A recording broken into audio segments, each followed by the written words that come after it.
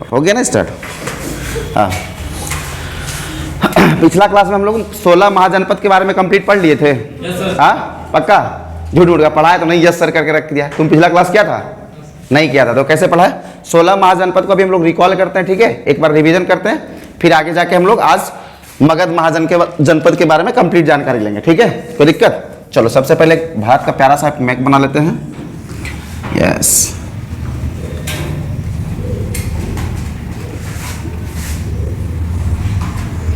ऐसे इंडिया जैसा लग रहा है ना देखने में, कोई दिक्कत है? हम लोग बात करते हैं महाजनपद के बारे में। प्रीवियस क्लास में हम लोग देखो एक आता है प्राक ऐतिहासिक काल, इसके बारे में पढ़ लिए थे। आध ऐतिहासिक काल, इसके बारे में पढ़ लिए थे। फिर इसके बाद था वैदिक काल। क्या था? वैदिक काल, इसको भी कंप्लीट कर लिए थे। इसका ड्यूरेशन तुम लोग को बताया था कि 1500 से लेके 600 तक आता है, जिसमें कि 1500 से लेके 1000 ईस्वी तक हम लोग क्या बोलते हैं? वैदिक काल। और 1000 से 600 को हम लोग उत्तर वैदिक काल बोलते हैं ना।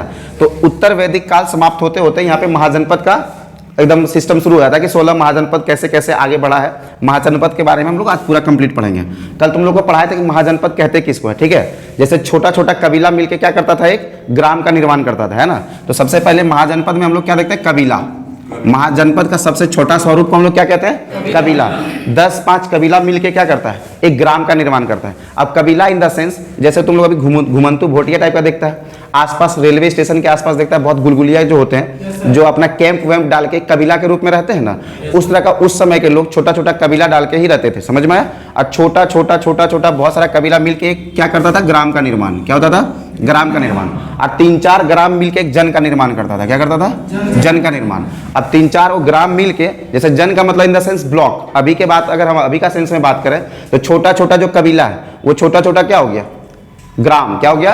ग्राम हो गया। और छोटा छोटा ग्राम मिलके एक पंचायत का निर्माण करता है। क्या करता है? पंचायत का। तो यहाँ पे छोटा छोटा कबीला मिलके ग्राम का निर्माण करता था और ग्राम मिलके क्या करता था? एक पंचायत का निर्माण करता था, ठीक है, जिसको हम लोग यहाँ पे जन कह रहे हैं। क्या कर रहे हैं? ये हो गया ग्राम। क्या हो गया? ग्राम।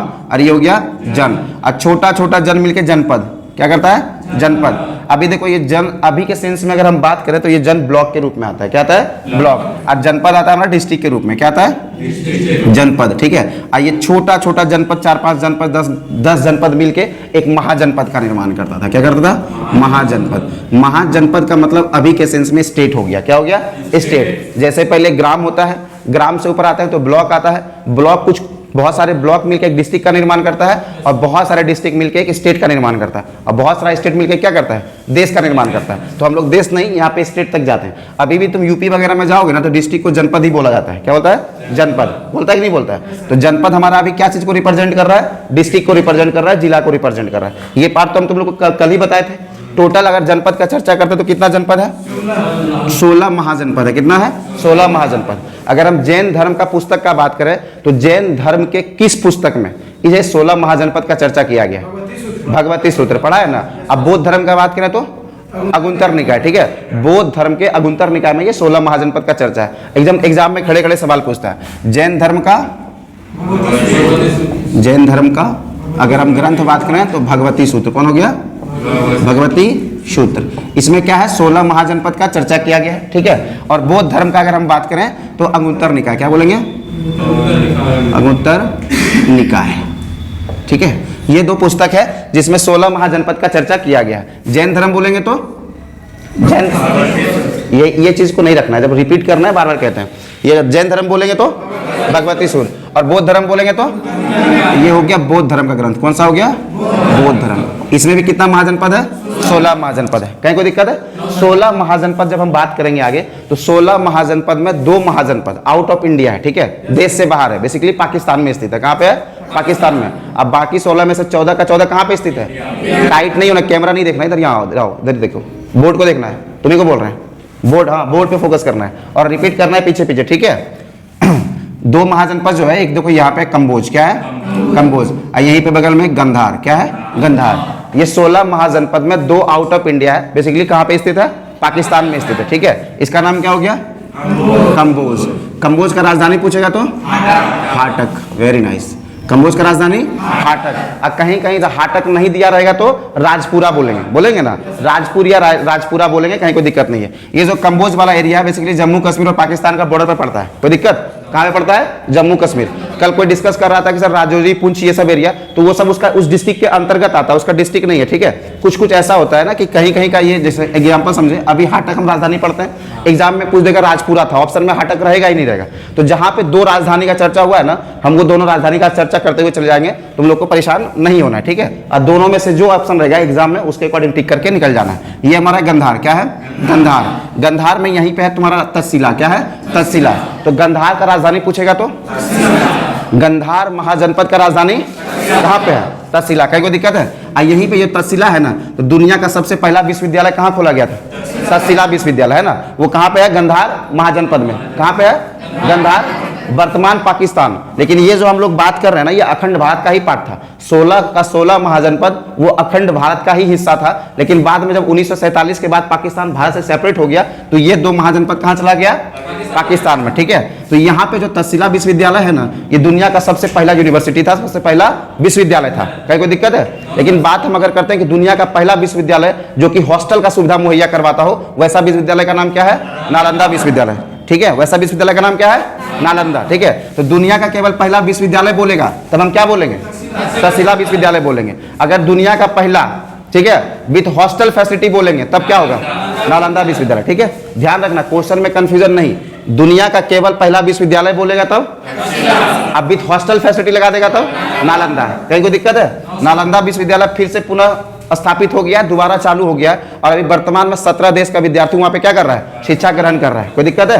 दोबारा चालू हो गया। ये महाजनपद का नाम गंधार। कौन सा है? गंधार। गंधार का राजधानी तक्षशिला। इसका नाम क्या है? कंबोज। कंबोज का राजधानी हाटक। कोई दिक्कत है? चलो, गंधार और ये तक्षशिला तो लिखना जरूरत नहीं है, तुम लोग को याद हो गया। अब आते हैं इंडिया की ओर। कहाँ इन करते हैं? इंडिया। इंडिया में जैसे इन करेंगे तो ये दिल्ली वाला क्षेत्र है, क्या है? दिल्ली। दिल्ली में है कुरु, क्या है? कुरुक्षेत्र, ठीक है। महाभारत में कुरुक्षेत्र का चर्चा सुना है ना? हाँ, तो यही देखो, ये कुरुक्षेत्र है, क्या है? कुरु। कुरु का मतलब वो महाजनपद का नाम कुरु है। कुरुक्षेत्र एक युद्ध का मैदान का नाम है जहां पे महाभारत का युद्ध हुआ था। समझ में आया? कोई दिक्कत? तो कुरु का राजधानी पूछेगा तो इंद्रप्रस्थ। दिल्ली का पुराना नाम भी अगर कहीं पे पूछ देगा तो क्या नाम हो गया? इंद्रप्रस्थ, ठीक है। अब दिल्ली को तोमर राजपूत राजवंश द्वारा बसाया गया। कहीं को दिक्कत है? चर्चा तुमसे कभी कभी पूछेगा, तो ध्यान रखना। ये दिल्ली, ये कुरु महाजनपद का राजधानी कहाँ पे था? इंद्रप्रस्थ। कहीं को दिक्कत है? अगर गलती से कभी कभी इंद्रप्रस्थ ना दे और हस्तिनापुर दे दे तो हम लोग को मारने में कंफ्यूजन नहीं होगा, और इंद्रप्रस्थ रहेगा तो पहला प्रायोरिटी हम लोग इंद्रप्रस्थ को देंगे। कहीं को दिक्कत है? चलो, दिल्ली के बाद हम लोग आते हैं कहाँ पे? राजस्थान। राजस्थान में हम लोग मत्स्य महाजनपद है, क्या है? मत्स्य। यह है राजस्थान, ठीक है। राजस्थान में कौन सा महाजनपद है? इसको मैं एरो करके बाहर लिख देते हैं, ठीक है। मत्स्य महाजनपद। मत्स्य महाजनपद का राजधानी बोलेगा तो विराट नगर। कहीं को दिक्कत है? मत्स्य महाजनपद किस राज्य में स्थित है? राजस्थान। राजस्थान में मत्स्य का राजधानी कहाँ पे है? विराटनगर। मत्स्य का मतलब मछली से है, और राजस्थान में तो तुम रेगिस्तान रेगिस्तान है, तो मछली क्या वहाँ बालू पी के जिंदा रहेगी? नहीं ना रहेगी। तो थोड़ा सा रिलेशन को ना इससे दर्शाना, तो आगे जब भी एग्जाम में बैठोगे तो मत्स्य महाजनपद किस स्टेट में है बोलने में दिक्कत तुम लोग को बिल्कुल नहीं होगा, ठीक है। एकदम कंफ्यूजन क्रिएट नहीं होना, तो थोड़ा थोड़ा सा जो भी लिंक मिलता है ना उसको रिलेट करना है, ठीक है। मत्स्य महाजनपद का राजधानी कहाँ पे है? विराटनगर। मत्स्य महाजनपद किस राज्य में स्थित है? कहाँ पे है? राजस्थान में। क्या राजस्थान में मछली पालन हो सकता है? हाँ, पॉसिबल नहीं है। मत्स्य का मतलब यहाँ पे क्या होता है? मत्स्य पालन तुम लोग सुनता है ना, तो मत्स्य हम लोग मछली से रिलेशन करेंगे कि नहीं, रेगिस्तान वाला एरिया में मछली पॉसिबल नहीं है। कहीं कोई दिक्कत है?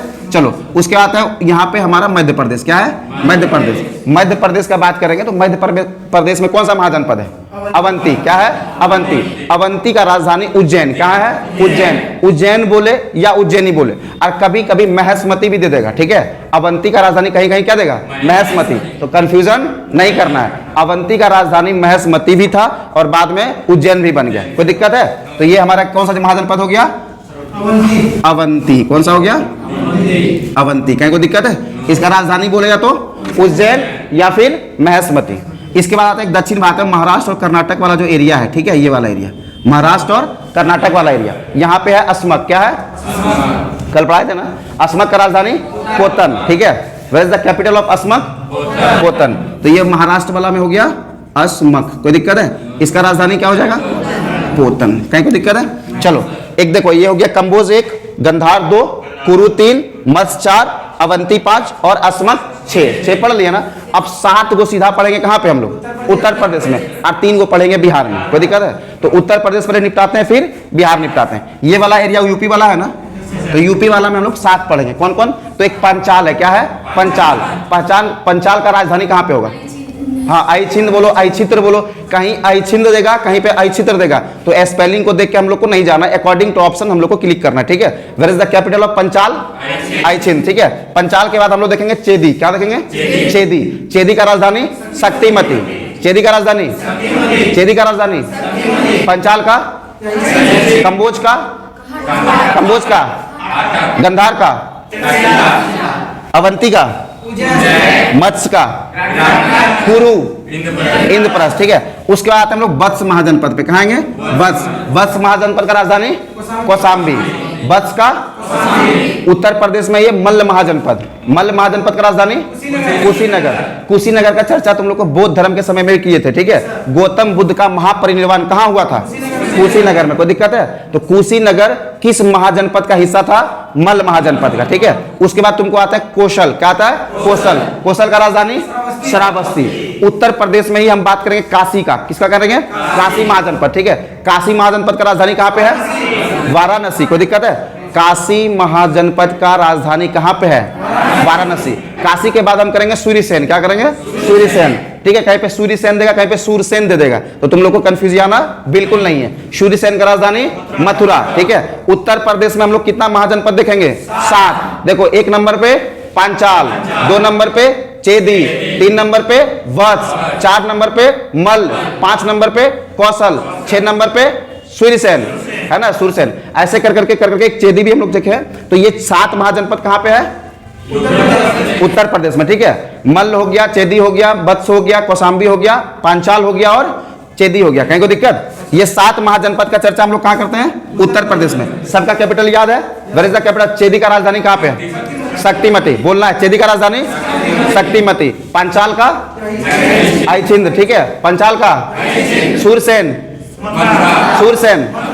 वत्स, वत्स, वत्स, वत्स कौशाम्बी, वत्स कौशाम्बी, ठीक है। मल्ल का, मल्ल का कुशीनगर। सूरसेन, कौशल का श्रावस्ती, कौशल का श्रावस्ती, ठीक है। तो ये 7 महाजनपद के बारे में हम लोग डिस्कस कर रहे हैं यहाँ पे उत्तर प्रदेश में। अब बचता है 3 बिहार में, ठीक है। यहीं से बिहार वाला हम लोग शुरू करते हैं। ये जगह पे कौन हो गया? बिहार। बिहार में देखो बीचों बीच गंगा नदी बहती है। कौन सा नदी? गंगा नदी, ठीक है। तो गंगा नदी में देखो ये वाला एरिया जो है ना, ये मगध कहलाया। क्या कहलाया? मगध। यहाँ पे वज्जी, क्या है?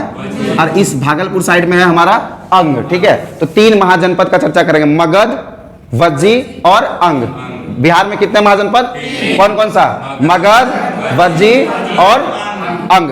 तीनों महाजनपद यहाँ पे हम लोग देख रहे हैं। देखो, मगध का जो राजधानी है ना, स्टार्टिंग में जब यहाँ पे बिंबिसार वगैरह शासन कर रहा था, तो उसका राजधानी गिरिब्रिज था। क्या था? गिरिब्रिज। राजगिर बोलो या गिरिब्रिज बोलो, दोनों का, या राजगिर बोलो, नाम में अंतर नहीं है। गिरिब्रिज भी राजगिर का ही पुराना नाम है। कहीं कोई दिक्कत है?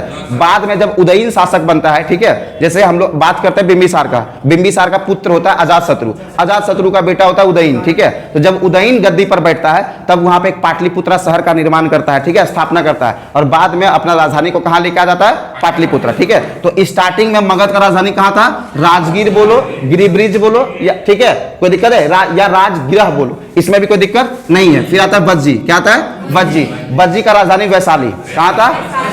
कोई दिक्कत है? राजधानी वज्जी का कहां था? वैशाली, ठीक है। वैशाली के बाद आता हम लोग अंग। क्या आते हैं? अंग। अंग का राजधानी कहां था? चंपा। अंग का राजधानी चंपा। कोई दिक्कत है? अभी हम लोग 16 महाजनपद को टच कर लिए, ठीक है। अब 16 महाजनपद में किसको किसको महाजनपद का राजधानी याद नहीं है, कहां कहां स्थित है ये याद नहीं, बताओ। बिहार में कितना महाजनपद है? 3। उत्तर प्रदेश में, मध्य प्रदेश में, राजस्थान में, दिल्ली में 1, कर्नाटक वाला एरिया और महाराष्ट्र वाला एरिया में, बेसिकली महाराष्ट्र, कुछ हिस्सा कर्नाटक में भी जाता है। कोई दिक्कत है? हाँ, देखो, 2 भारत के बाहर, ठीक है, 1 दिल्ली 3, 1 राजस्थान 4, 1 मध्य प्रदेश 5 और 1 महाराष्ट्र, ठीक है, 6, और बाकी 7 उत्तर प्रदेश और 3 बिहार, 10 3 10 और 6 16 हो गया। कहीं कोई दिक्कत है? 16 महाजनपद हम लोग कंप्लीट कर दिए। आज हम लोग पढ़ना शुरू करेंगे मगध के बारे में, ठीक है। मगध महाजनपद कैसे आगे बढ़ा, ठीक है। अब पूरा जितने भी महाजनपद है सबको अपने आगोश में कैसे ले लिया, ठीक है। सबसे शक्तिशाली महाजनपद बन के कैसे उभरा, अभी हम लोग एक एक चीज का डिस्कशन यहाँ पे करेंगे। कोई दिक्कत? चलो सीखते हैं मगध के बारे में। मगध महाजनपद, ठीक है। मगध महाजनपद के बारे में बोला कि ये सबसे बड़ा महाजनपद कैसे बन गया, है ना। तो कैसे बन गया मगध महाजनपद? तो मगध महाजनपद के बगल में ही, ठीक है, उत्तर प्रदेश का अतिरंजी खेड़ा एक जगह था। क्या था? अतिरंजी खेड़ा। वहां पे पहला बार क्या हुआ, लोहा का खोज हो गया, ठीक है। और लोहा का जब खोज हुआ ना, तो एक तरह से समझो कि माने खेती के क्षेत्र में एकदम आंदोलन टाइप का हो गया। क्यों? क्योंकि लोहा से हर एक प्रकार का हथियार बनाया जा सकता है। कुल्हाड़ी हो, लकड़ी काटने वाला हो, हल जोतने वाला हो, कुछ भी हो, है ना। तो हर एक प्रकार का लोहा से हथियार बनाने के कारण अब जब हथियार बनेगा तो कंपटीशन के तौर पे बहुत सारा दुकान हो जाएगा, है कि नहीं। हथियार बनने के बाद जब जहाँ पे हथियार बन रहा है और उस चीज़ का मार्केट में बहुत ज़्यादा डिमांड है, तो उस जगह पे मार्केट तो बनेगा ना जी। आसपास के लोकेलिटी में कहीं पे लोहा का खोज नहीं हुआ था, आसपास के किसी भी महाजनपद में लोहा का खोज नहीं हुआ था। जब मगध महाजनपद में लोहा का खोज हो गया तो धीरे धीरे धीरे धीरे मगध महाजनपद क्या हुआ, और शक्तिशाली बनते चला। क्यों? क्योंकि अदर महाजनपद से भी लोग पलायन करके यहाँ पे आ रहे थे। क्यों? क्योंकि यहाँ पे उसको रोजगार मिल रहा था, ठीक है। और धीरे धीरे धीरे धीरे महाजनपद अपने आगोश में पूरा महाजनपद को लेते चला गया। एक दक्षिण भारत का अस्मक है जो कि मगध में शामिल नहीं कर पाया। बाकी जितने भी महाजनपद हम लोग कम्बोज का भी बात करेंगे, गंधौर का भी बात करेंगे, तो सब धीरे धीरे किसका हिस्सा हो गया था? मगध महाजनपद। ये मगध महाजनपद का क्षेत्रफल विस्तार कैसे हुआ? क्योंकि यहाँ का जो राजा भी था ना, बहुत बुद्धिमान था और बहुत ही एकदम दिमाग से ही आगे बढ़ाया। जैसे हर एक चीज युद्ध से पॉसिबल है, ये ऐसा संभव नहीं था। इसका मानना था कि हर एक चीज युद्ध करके हम आगे नहीं लेके जा सकते हैं। तो ये कुछ कुछ क्या किया, लास्ट में जहाँ पे युद्ध करके नहीं जीत पा रहा था, वहां पे ये वैवाहिक संबंध स्थापित करता था, ठीक है। ताकि ये दहेज में क्या करे, उसका क्षेत्रफल वगैरह अपने अंदर ले ले। तो दहेज वगैरह का जो अभी तक हम लोग रोना रो रहे हैं ना, ये वहीं से स्टार्ट हुआ है। बहुत दहेज लेता है बिहारी सब, समझ में आ रहा है। अभी सुनाएंगे दहेज कैसे होता है। तो मगध महाजनपद के बारे में हम देख रहे हैं कि मगध महाजनपद ये 16 महाजनपद में सबसे शक्तिशाली महाजनपद हुआ, ठीक है। इस मगध महाजनपद पर 7 राजवंश शासन किया था। कितना? 7 राजवंश। 7 राजवंश का सातों सबको नाम याद है? देखो, सबसे पहले एक आता है हर्यक वंश। क्या आता है? फिर आएगा शिशुनाग। क्या आएगा? शिशुनाग। फिर आएगा नंद वंश। क्या आएगा? क्या आएगा? नंद। फिर मौर्य वंश, फिर शुंग वंश और फिर कनव वंश। समझ में आ रहा है ना। ये 7, उस पर लास्ट में 7 वाहन आएगा। कोई दिक्कत? इसका एक ट्रिक भी हम यहाँ पे लिख देते हैं। हसीन मशुक शाह, ठीक है। ये ट्रिक है, समझ में आया? ये ट्रिक क्या बताता है कि मगध पर कौन कौन से राजवंश यहाँ पे आके शासन किए थे। कहीं को दिक्कत है? मगध पर शासन करने वाले पहला हौ से आता है हर्यक वंश। क्या आता है? हौ से हर्यक। पहले हम लोग वंश याद करते हैं, फिर इसके बारे में पढ़ेंगे, ठीक है। हर्यक वंश। कोई दिक्कत है? फिर 100 से आता है शिशुनाग। क्या आता है? शिशुनाग। 9 से आएगा नंद वंश। 9 से मौर्य वंश, ठीक है। और 100 से शुंग वंश। क से कनव वंश। कोई दिक्कत? और 100 से सातवाहन।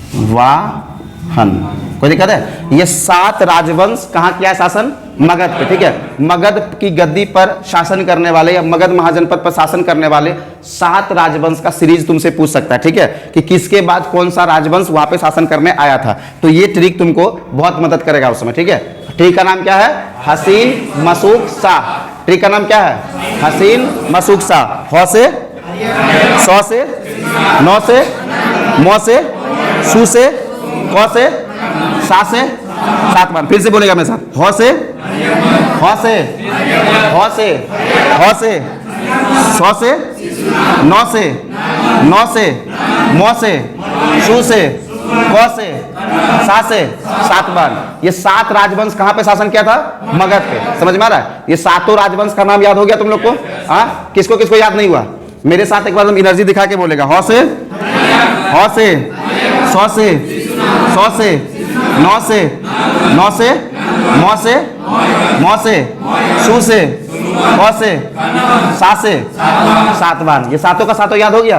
किसी को दिक्कत है? अब हमको उल्टा के पूछे क्वेश्चन या पलटा के पूछे, कान ऐसे पकड़ा या ऐसे घुमा के पकड़ा, कोई दिक्कत है? हाँ, अब हमको सीक्वेंस में पूछ देगा कि एकदम सीक्वेंस में बताइए कि मगध पर शासन करने वाले 7 राजवंश में इनमें से कौन सा सीक्वेंस गड़बड़ है या इनमें से कौन सा राजवंश मगध पर शासन नहीं किया था। तो हम लोग इसको छांट नहीं पाएंगे। अगर जो किया था हमको वही नाम पता है और वो भी सीरीज में, है कि नहीं, कि पहले ये आया, पहले हर्यक आया, फिर शिशुनाग आया, फिर नंद आया, फिर मोर आया, फिर शुंग आया, फिर कनब आया और लास्ट में शातवाहन आया। ठीक है, कहीं को दिक्कत है? तो जब इस तरह से सीक्वेंस हमको याद रहेगा तो क्वेश्चन कहीं से पूछेगा तो दिक्कत होगा। हाँ, चलो अब आते हैं हम लोग हर्यक वंश से थोड़ा शुरुआत करते हैं। ये 7 का 7 राजवंश याद हो गया ना। अब हर्यक वंश से थोड़ा शुरुआत करते हैं। देखो हर्यक वंश का संस्थापक कौन था?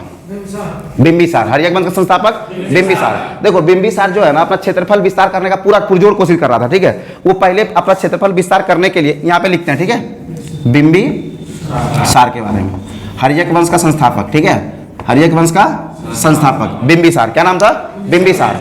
ये बिंबिसार जो है ना अपना क्षेत्रफल विस्तार करने का पुरजोर कोशिश कर रहा था। लग रहा था कैसे कैसे हम इसको क्षेत्रफल को आगे लेके जाएं। जिस समय बिंबिसार मगध का गद्दी पर था उस समय मगध का राजधानी कहाँ था? राजगीर था। ठीक है, राजगीर बोलो, राजगिरी बोलो, गिरिब्रज बोलो, तीनों नाम बता दिए, कंफ्यूजियाना बिल्कुल तुम लोग को नहीं है। अगर हम राजगीर बोल दें, गिरिब्रज बोल दें या फिर राजगिरी बोल दें तो कभी राजगीर कभी राजगिरी या गिरिब्रज ऐसे उल्टा पुल्टा में तुम लोग को नहीं कंफ्यूज होना है। ठीक है, क्योंकि राजगीर का ही नाम पुराना नाम वो सब है, कोई दिक्कत। तो बिंबिसार किस वंश का संस्थापक था? हर्यक वंश। ये जब गद्दी पर बैठा मगध का गद्दी पर, उसके बाद ये चाहा ना कि अपना क्षेत्रफल को कैसे विस्तार करें। ठीक है, तो क्षेत्रफल विस्तार करने के क्रम में ही एक बार ये वैशाली पर युद्ध कर दिया। क्या कर दिया? वैशाली पर मतलब आक्रमण किया कि हम वैशाली को क्या करेंगे? अपने अंदर में ले लेंगे। लेकिन दुर्भाग्य से इसका नीति राजनीति अच्छा नहीं था, पॉलिसी प्लान अच्छा नहीं था, एग्जीक्यूशन अच्छा नहीं था, जिस कारण ये युद्ध को क्या किया? हार गया। ठीक है, जब ये युद्ध हार गया तब इसको होश आया कि नहीं, हर एक चीज युद्ध से जितना पॉसिबल नहीं है। तो ये क्या करता था? ताड़ता था कौन कौन राजा का बेटी एकलौती है। क्या है? एकलौती है। और एकलौती बेटी को नवरसा का कहते हैं। क्या बोलते हैं? नवरसा। नवरसा वाला बेटी, समझ में? नवरसा का मतलब एकलौती, उसका बेटा बेटी फिर दोबारा कुछ नहीं है, एकलौती बेटी को नवरसा। क्या कहते हैं उसको? नवरसा। तो ताड़ते रहता था कौन राजा के पास नवरसा है, और जाके बढ़िया से पॉलिसी प्लान ऊपर से। मगध उस समय हर एक महाजनपद में सबसे शक्तिशाली बन के उभर भी रहा था। क्यों? क्योंकि वहां इंडस्ट्रियलाइजेशन हो रहा था, लोहा का खोज हो गया था। तो इंडस्ट्रियलाइजेशन का इन द सेंस कि मार्केट इसका बहुत बड़ा पैमाने पे फैल रहा था। तो कोई भी राजा को लगता था मेरी एक बेटी है, अब मगध में अगर मगध का महाराजा से शादी हुआ तो क्या आपत्ति है, समझ में आया? तो ये क्या कर रहा था? मगध को शादी करके विस्तार कर रहा था और लगभग 4 शादी करके ही विस्तार किया। जैसे तुम अगर वाराणसी का एरिया देखेगा, ठीक है, कुशीनगर का देखेगा, ये सब एरिया को ये शादी कर करके मिला लिया। ठीक है, कोई दिक्कत? अंग पे अंग का जो महाजनपद है ना, यहाँ पे युद्ध करके ये आपस में मिलाया था। क्या किया था? अंग का जो एरिया है, अंग महाजनपद, ये लड़ाई करके उसको मिला लिया था। कोई दिक्कत है? तो अंग को जब मिलाया तो अंग के जो महाजनपद था वहां पे ये लोग अपना उप साम्राज्य बनाया था। क्या किया था? उप साम्राज्य। और उप साम्राज्य के रूप में वहां का जो राजा सम्राट घोषित कर दिया था वो किसको किया था? अजातशत्रु। ठीक है, बिंबिसार का बेटा का नाम अजातशत्रु। ठीक है, तो अजातशत्रु को वहां का उप सम्राट बना दिया था। सम्राट तो ये मगध का बन के बैठा हुआ था, लेकिन उप सम्राट का चर्चा करता है। जब अजातशत्रु से तुमसे सवाल पूछेगा कि अजातशत्रु मगध की गद्दी पर बैठने से पहले किस जनपद का या किस महाजनपद का वो उप सम्राट हुआ करते थे, तो हम क्या बोलेंगे? अंग का। ठीक है, अंग को जीत के, ये वाला जो अंग है इसको जीत के यहाँ पे किसको भेज दिया था देख रेख करने के लिए? अजातशत्रु को। ठीक है, इनकी 4 को जो बीवी थी ना, उसमें देखो एक बीवी का नाम था तुम्हारा चेलना। क्या नाम था? चेलन्ना नाम, कहीं क्यों चेलन्ना दे देगा, चेलन्ना। ठीक है, ये जो चेलन्ना था ना, चेलन्ना बेसिकली देखो ये पहले स्टार्टिंग में ना बौद्ध धर्म को फॉलो करते थे। क्या करते थे? बौद्ध धर्म को। लेकिन जब इनकी बीवी चेलन्ना थी, देखने में बहुत खूबसूरत थी और विचारधारा भी बहुत अच्छा था, ये जैन धर्म को फॉलो करती थी। ठीक है, तो बाद में बिंबिसार को किस धर्म के लिए मूवमेंट करा दी? वो जैन धर्म के लिए। ठीक है, चेलन्ना को बहुत मानते थे। ठीक है, क्या मानते थे? चेलन्ना को। ठीक है, उसके बाद हम लोग आते हैं पंजाब की एक महारानी थी, नाम था क्षेमा। क्या नाम था? क्षेमा। पंजाब की महारानी का नाम क्या था? क्षेमा। तो देखो एक चेलन्ना इनकी वाइफ होगी, एक क्षेमा हो गई, और एक अम्रपाली नाम था या वैशाली का। कहाँ का? वैशाली का। वो नाच डांस करने वाली अम्रपाली थी। होता है ना कि महाराजा वगैरह अपना तो मुजरा वगैरह बहुत देखते रहते हैं, उसी में से कोई अगर पसंद आ गया तो उसको भी उससे भी अपना शादी विवाह का संबंध स्थापित कर लेते हैं। तो एक बीवी का नाम इनका अम्रपाली भी था। क्या था? आम्रपाली। कहीं को दिक्कत है? आम्रपाली। एक हिस्सा इनसे बहुत प्रसिद्ध है। ठीक है, जब हम लोग अवंती के राजा के बारे में पढ़ेंगे, नाम था चंद्रप्रद्योत। क्या नाम था?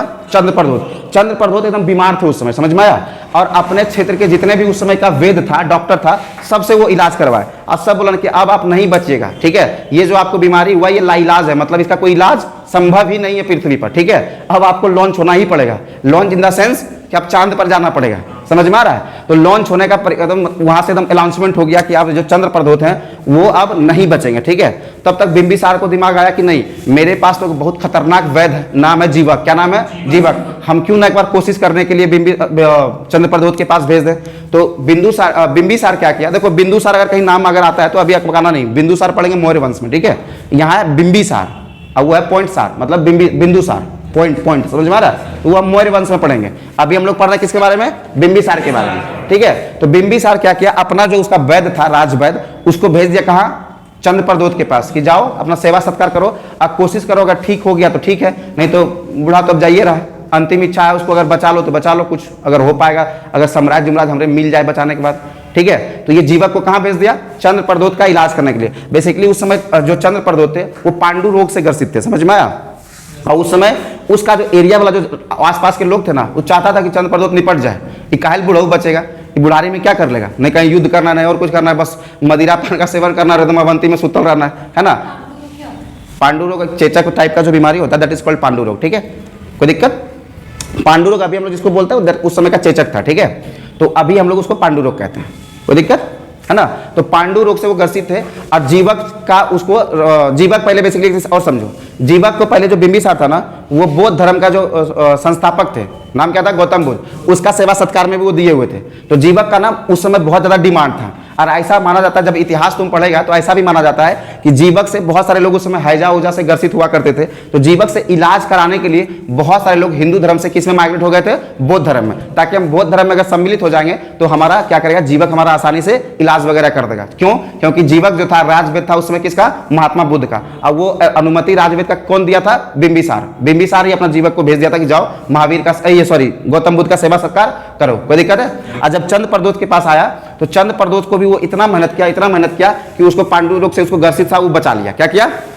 बचा लिया। अब जब चंद्रप्रदोत बच गया तब उसको समझ में आया कि नहीं, हम तो बच सकते थे, लेकिन हमारा जो क्षेत्र का जो प्रजा है वही हमको बताना नहीं चाहता था। अगर जीवक आके अगर हमको बचाया तो हमारा राजवेद हमको क्यों नहीं बचा पाया? तो उसको लग गया कुछ तो दाल में काला है, समझ में आया? कुछ तो दाल में काला है। बस वो क्या किया? स्वेच्छा से अपना जो अवंती है उसको किसमें मिला दिया? मगध में, ठीक है। तो ये चंद्रप्रदोत का इलाज करवाने के बाद भी ये अवंती का क्षेत्रफल किसमें आ गया? मगध में।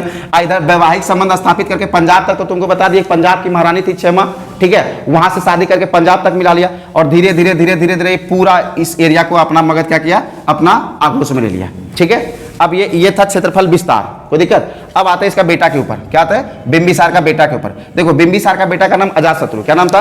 अजातशत्रु। अजातशत्रु का मतलब समझ रहे हो? शत्रुओं का नाश करने वाला, ठीक है। अजातशत्रु का मतलब क्या होता है? शत्रुओं का नाश करने वाला। अब देख रहा है कि बुढ़ारी तक क्षेत्रफल विस्तार करने के चक्कर में ढेर बिहार कर रहा है, ठीक है। अगर तुम ऐतिहासिक ग्रंथ का बात करोगे, बेसिकली तो हम अभी 4 शादी के बारे में बताए हैं, लेकिन अगर तुम ऐतिहासिक ग्रंथ के बारे में बात करो तो बिंबिसार के बारे में 400 शादी बताता है। कितना? 400। समझो कितना खतरनाक इंसान था। अगर हम वो सब धर्म ग्रंथ अगर सही है तो 400 शादी का चर्चा किया हुआ है बिंबिसार के बारे में, लेकिन हम लोग कितना पढ़ रहे हैं? बेसिकली 4, वो क्षेत्रफल विस्तार के रूप में, ठीक है। कोई दिक्कत है?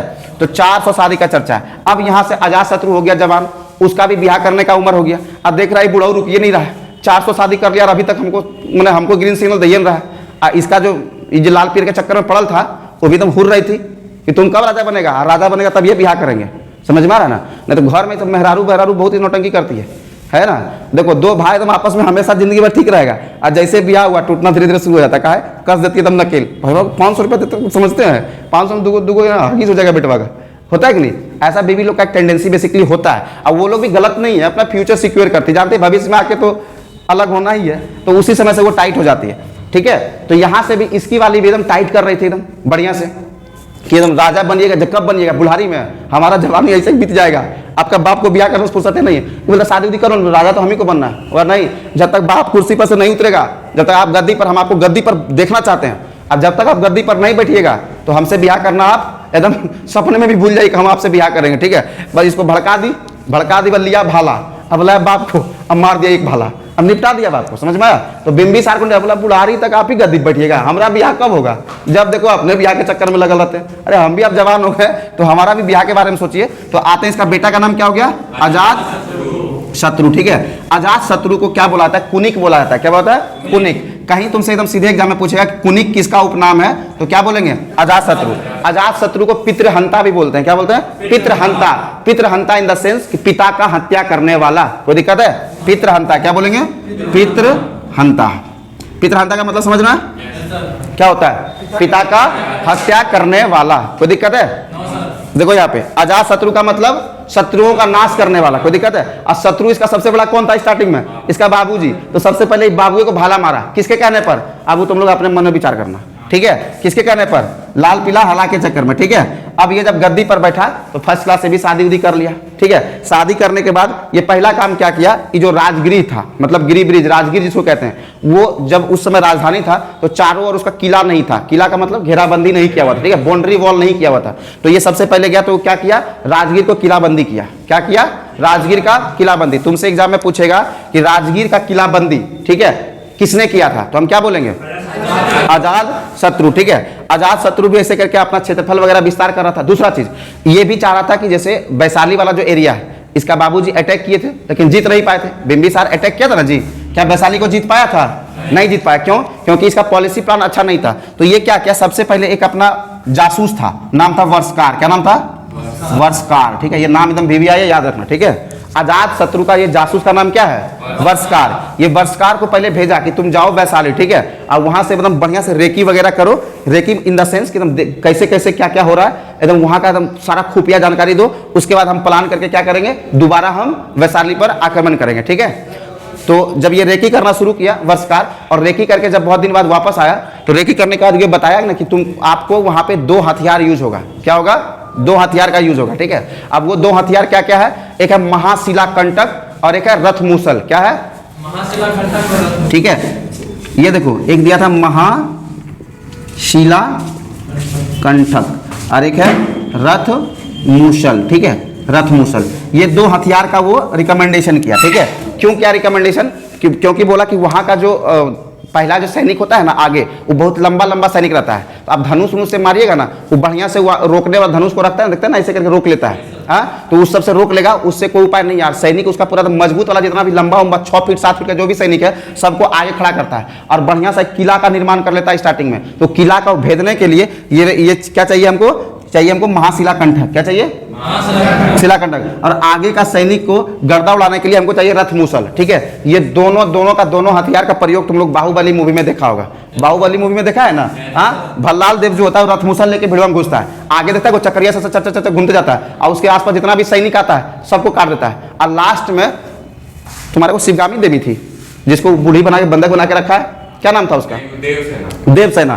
देवसेना को लास्ट में जब महेंद्र बाहुबली या अमरेंद्र बाहुबली जो आके छोड़ा के जाता है, फिर दोबारा इसी में रथ मूसल में ही बैठा के लेके जाता है, देखता है ना, दोबारा फिर उसमें पिछुआ में बांध के सुला देता है और रथ मूसल से फिर अंदर अपना महल में लेके चला जाता है। तो रथ मूसल का प्रयोग और महाशिला कंटक का प्रयोग हम लोग बाहुबली में देखे हैं। जब युद्ध के बारे में आता है कि भाई कैसे युद्ध होगा, तो जितना बढ़िया बढ़िया हथियार था वो सब किसको दे दिया गया था? भल्लाल देव को, ठीक है। अब बाहुबली को मिल गया था महाशिला कंटक। बोला बॉर्डर बांध के क्या करेगा? तो देखा था तुम लोग कि बॉर्डरवा में चारों तरफ तिरपाल बांध देता था बढ़िया से कपड़ा।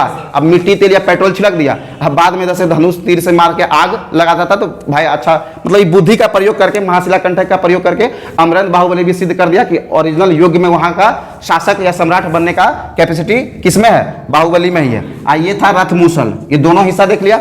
रथ मूसल क्या होता है? बाहुबली में देखा है ना जी, एगो रथ रहता है, उसके आगे वो चक्री लगा हुआ रहता है और उसके आसपास जो आता है सब कटा के एकदम छित-बित हो जाता है लहास। समझ में आया? आई था महाशिला कंटक। महाशिला कंटक का मतलब था कि एकदम बड़का बड़का चट्टान, समझ में आ रहा है? जैसे तोप का गोला फेंकता है ना, उसी तरह इससे जो महाशिला कंटक था, इससे शिला का मतलब क्या होता है? पत्थर होता है ना। अब कंटक का मतलब फेंकने वाला, तो बड़ा बड़ा चट्टान को जो फेंकने वाला था, दैट इज कॉल्ड महाशिला कंटक। समझ में आया?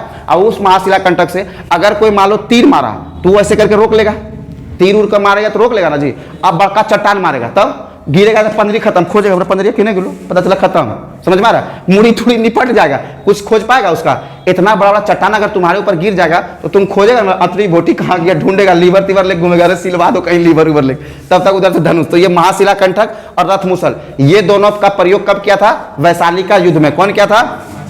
अजात शत्रु। किसके कहने पर? वर्षकार। वर्षकार कौन था? जासूस था। क्या था? जासूस था। और बढ़िया से रेकी वगैरह किया और 2 हथियार का नाम दिया और इस बार जाके ये लोग क्या किया? वैशाली को रौंद के अपने में मिला लिया। समझ में आया?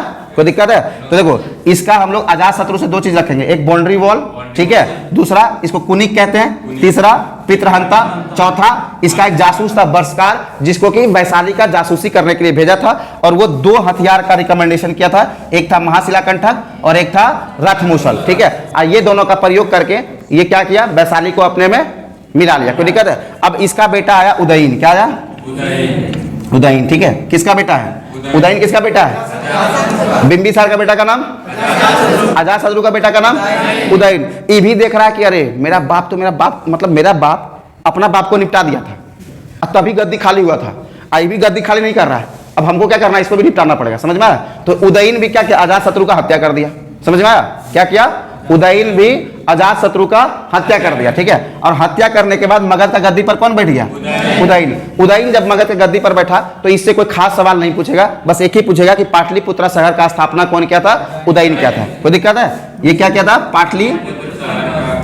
पाटलिपुत्र शहर का स्थापना कौन किया था? उदयन। ठीक है, और इससे कुछ खास सवाल नहीं आएगा। देखो अगर हम हर्यक वंश का बात करें तो एक बिंबिसार और एक अजातशत्रु, यही दो कोई सब महान शासक था जिससे कि सवाल पूछता है, बाद में किसी से नहीं पूछेगा। अब उदयन के बाद एक लास्ट शासक आता है, नाम है नागदशक। क्या नाम है? नागदशक। देखो नागदशक, नागदशक क्या है? हर्यक वंश का अंतिम शासक है। क्या है? अंतिम। देखो किसी भी वंश का शुरुआत कौन किया और अंतिम कौन है, ये याद रखना है, और बीच में जो अच्छा कुछ काम किया जिससे ऐतिहासिक रूप से सवाल बनता है उसको पढ़ेंगे। जरूरी नहीं कि पूरा वंश से हमको बेटा पोता सब कुछ पढ़ देना। ठीक है, नाम क्या रखना? बिंबिसार, बिंबिसार का बेटा अजातशत्रु, अजातशत्रु का बेटा उदयन, यहां तक देखेंगे। फिर उसके बाद कोई अच्छा राजा नहीं हुआ शक्तिशाली, फिर सीधा था कौन? नागदशक। और नागदशक का सेनापति का नाम था शिशुनाग। क्या नाम था? शिशुनाग। ठीक है, नागदशक का सेनापति का नाम शिशुनाग। और शिशुनाग क्या किया? ये देखा बकलोल शासक है नागदशक। समझ में आया? बस जितने भी आसपास के मंत्री थे, जितने भी उसके कार्यकर्ता थे, जो भी उसके दरबार में रहते थे, समझे, सबको अपने में मिला लिया। कौन? शिशुनाग। और उसके बाद एक मीटिंग करवाया, नागदशक को बुलाया बैठाने के लिए मीटिंग में, और वहीं पे उसका गला काट दिया। कौन? शिशुनाग। और शिशुनाग काट के गला काट के एकदम बढ़िया से सिंहासन पर बैठा और बोला कि आज से मगध का गद्दी पर कौन बैठेगा? शिशुनाग बैठेगा। और शिशुनाग जब उसका गला काटा तो यहीं पे कौन सा वंश का स्थापना कर दिया? कौन सा वंश? शिशुनाग वंश का स्थापना कर दिया। तो शिशुनाग वंश का स्थापना कौन किया था? शिशुनाग। किसका हत्या करके? नागदशक का। हर्यक वंश का संस्थापक? हर्यक वंश का संस्थापक बिंबिसार का पुत्र का नाम क्या था? अजातशत्रु का बेटा का नाम? और हर्यक वंश का अंतिम शासक? नागदशक का हत्या किसने किया? शिशुनाग हत्या करके कौन सा वंश का स्थापना किया? हर्यक वंश को हटा के शिशुनाग वहां क्या किया? शिशुनाग वंश का स्थापना कर दिया। ठीक है, कोई दिक्कत है? अब तुमसे सवाल पूछेगा कि कुनिक किसको बोला जाता है? पितृहंता किसको बोला जाता है? देखो पिता का हत्या उदयन भी किया है और पिता का हत्या अजातशत्रु भी किया है, लेकिन पितृहंता का उपाधि किसको दिया गया है? समझ में आ रहा है ना? तो पितृहंता से नवाजा किसको गया है? अजातशत्रु को। कोई दिक्कत है? अजातशत्रु। ठीक है, कोई दिक्कत है? देखो ये क्षेमा है, ये कहाँ की महारानी थी? पंजाब की। कोई दिक्कत है? पूछेगा कि बिंबिसार किसके कहने पर जैन धर्म को अपना लिया था? किसके पर है? चेलन्ना बोलेगा। क्या बोलेगा? चेलन्ना के कहने पे क्या किया था? वो जैन धर्म को अपना लिया था। कोई दिक्कत है? आज हम लोग हर्यक वंश